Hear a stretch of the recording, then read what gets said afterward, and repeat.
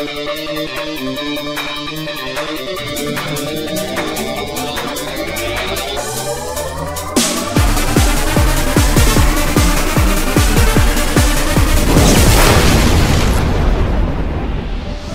I'm Simon Adebisi and welcome to highlights of the 2012 Formula SimRacing World Championship. Round 5 is the Canadian Grand Prix, taking place around the circuit Gilles Villeneuve. One of the shortest tracks on the FSR calendar, this circuit is composed entirely of slow-speed corners and chicanes on a relatively narrow track. Almost resembling a street circuit, the barriers run very close to the track here in Canada, leaving little room for error. Qualifying results contained a few surprises, with several drivers achieving personal bests.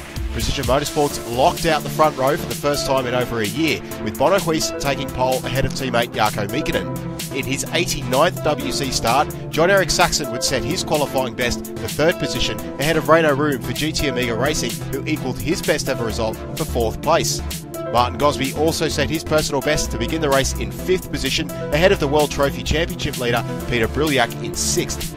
Rasmus Tarly qualified in 7th, completing a strong session for GT Amiga, just in front of Twister Racing's Fredrik Nilsson, who would have to settle for 8th place. Marcel van der Linden was the next surprise, getting into the top 10 for the first time in his career, and Patrick de Wit qualified in 10th. The NetRex duo of Peter Varga and Gergo Baldi set the 11th and 12th fastest times. Philip Puška, now driving for Go Speed, qualified in 13th, and AT Racing's reserve driver Stefan Kanitz made his first WC appearance since the same Grand Prix last year, to start in 14th.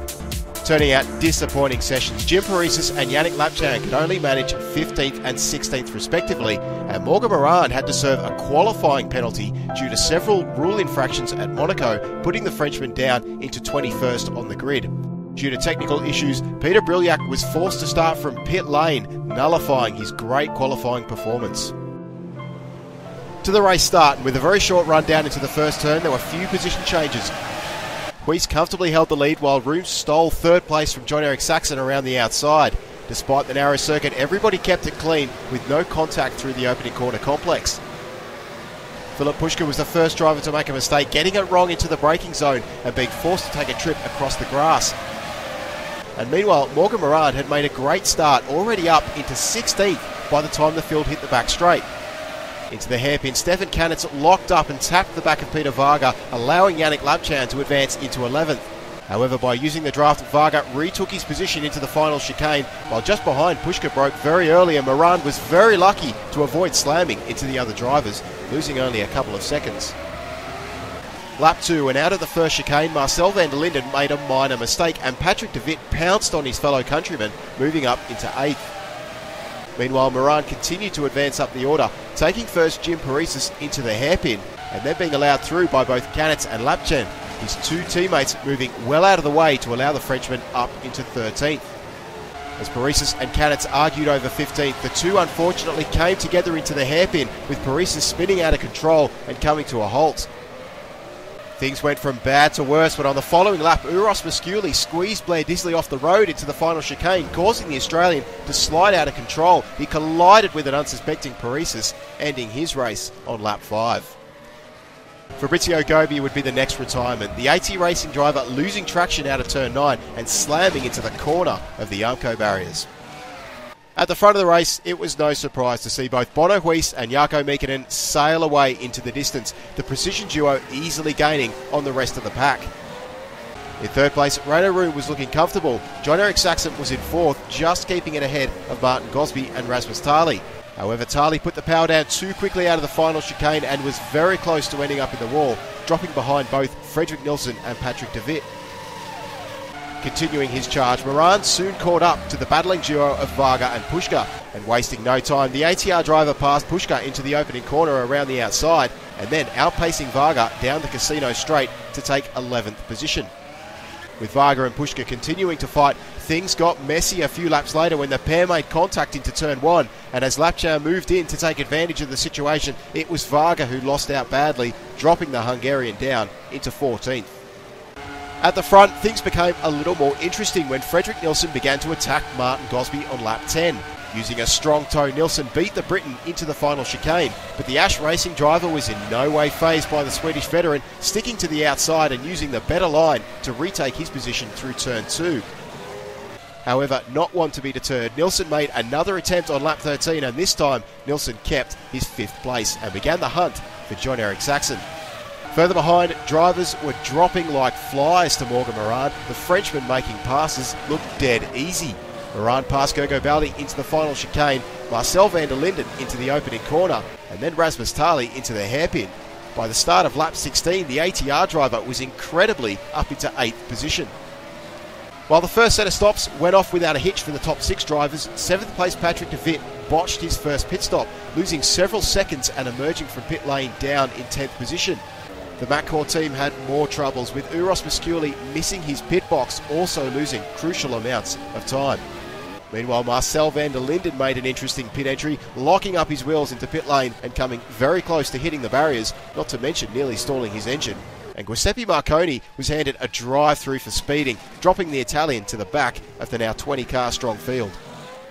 In the following laps, there were a few unfortunate incidents. Greek driver George Chatzibantelis was having serious technical issues, and eventually he lost control through the final turn, stalling his Ash Racing car. And meanwhile, van der Linden had a heavy rear-end collision with Peter Varga into the hairpin, costing the Dutchman his front wing and doing moderate damage to the rear of Varga's car. Things got worse for Netrex when Gergo Baldi lost his 9th place to Patrick de Wit, but immediately afterwards the Hungarian touched the grass into the braking zone for turn 1, dropping another place behind GoSpeed's Philip Pushka. With an amazing top-end speed, Morand continued to outdrag his opponents down the casino straight, passing both Martin Gosby and Fredrik Nilsson with relative ease. Soon the Frenchman was on to Jon-Erik Saxon, and he again made an easy pass to move up into 4th position. At the front of the race, though, it was Bono Huis who was quietly setting the fastest pace, pulling out a bigger and bigger lead each lap. Jarkko Mikkonen was further behind in 2nd, and Reino Room was just managing to keep up with the Finn in 3rd place. Having spent the last 10 laps chasing down Saxon's faster-than-speed car, Fredrik Nilsson eventually got close enough to enjoy a healthy slipstream, passing the Finn into the final chicane to take 5th. And not far behind, Rasmus Tali managed to challenge Martin Gosby in a similar fashion, with the GT Amiga car prevailing over the Ash Racing vehicle for 7th place. In the 3rd stint, Morand disposed of Reino Room, leaving just 2 targets left. The Frenchman was slightly faster than Jarkko Mikkonen, and by lap 46 the ATR driver had caught up to the Finn. Although Mikkonen managed to put up much more of a fight than the other drivers in the field, Morand eventually got alongside Mikkonen, with a pair going side by side through the final chicane. However, Morand had the superior drive, and he was left with just one more car to chase down in the form of Bono Huis, who was 16 seconds ahead. Jarkko Mikkonen then made a bad mistake on his final stop, failing to slow his car down in time for the pit line, and he was handed a drive-through penalty. And meanwhile, Fredrik Nilsson continued to advance up the order, successfully leaping Reino Room after driving some impressive laps. Nilsson was up into 3rd, Room in 4th, and Mikkonen down into 5th. Rasmus Tali was also able to put in some fast laps when it counted most, jumping ahead of Jon-Erik Saxon for 6th. And in the battle for 8th, Patrick de Wit had caught up to the back of Martin Gosby, and over the course of 5 laps the two battled it out, passing each other on several occasions. With neither driver willing to give up their position, it sadly all came to an end when Gosby lost control and slid into the wall of champions, losing his front wing and any hopes of a points finish. As the race drew to a close, Morand was eating more than half a second per lap out of Huis, but suddenly on lap 65 the brakes on the ATR car failed and all of Morand's work would slowly come undone. Despite the massive reduction in stopping power, the Frenchman continued to drive around the circuit, but after several laps, all control was lost and Morand slid helplessly into the tyre barriers. There were more failures in the final stages of the race. Philip Pushka lost his brakes in the 3rd stint, and despite a strong comeback after a pit lane start, Peter Bruliak's engine called it quits with less than 5 laps to go. On the penultimate lap, Blair Disley lost traction out of the hairpin, ending his race in the wall, and on the final lap, it was then Rasmus Tali whose brakes gave out, sending the Estonian into the barriers.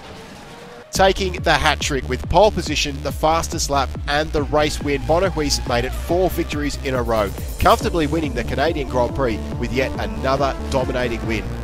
Following a couple of difficult weekends, Fredrik Nilsson crossed the line in 2nd, an eventful and very strong race for the Swede, reaffirming his position as one of the league's top drivers. And rounding off the top 3, a very pleased Reino Room took his best ever WC result, stepping up onto the podium for the first time. Jarkko Miekkinen would have to settle for 4th after his drive-through penalty, despite coming very close to room in the last few laps. John-Eric Saxon ended up in 5th, earning his 2nd top 5 finish for the year, and although slightly disappointed, Patrick de Wit ultimately achieved a strong finish in 6th. Scoring his 4th top 10 finish in a row, Gogo Baldi crossed the line in 7th, holding off attacks from Stefan Kanitz, who finished in an impressive 8th place. Yannick Lapchan finished in 9th, and Peter Varga picked up the final point down in 10th position. Bono Huis now further extends his lead to 53 points from Morgan Morand. Fredrik Nilsson's podium has jumped the Swede back up into 3rd, with Rasmus Tali just behind in 4th. Patrick de Wit and Gogo Baldi are now equal on points in 5th position. Jarkko Miekkinen is up into 7th, and John-Eric Saxon jumps up into 8th place. Yannick Lapchan has dropped to 9th, and Reino Room's podium has moved the Estonian into the top 10 for the first time in his career. Precision Motorsports are now just 3 points shy of doubling ATR's point total. GT Amiga Racing turned out yet another impressive result to solidify their 3rd place, however Twister Racing are just 2 points behind. Matt Core and Netrex picked up valuable points but remain in their respective positions in 5th and 6th, and Faster Than Speed have now overtaken AT Racing for 7th place. The next race will be the British Grand Prix, and you can watch that race live as it happens at SimRace TV on the 17th of June at 4 PM GMT. And don't miss out on joining in on the Formula Sim Racing Fantasy League. Anyone is free to join, and there are Thrustmaster prizes on offer. Simply go to fantasy.formula-simracing.net. We hope you've enjoyed this presentation. I'm Simon Adebisi, and we'll see you next time for round 6 of the 2012 Formula Sim Racing World Championship.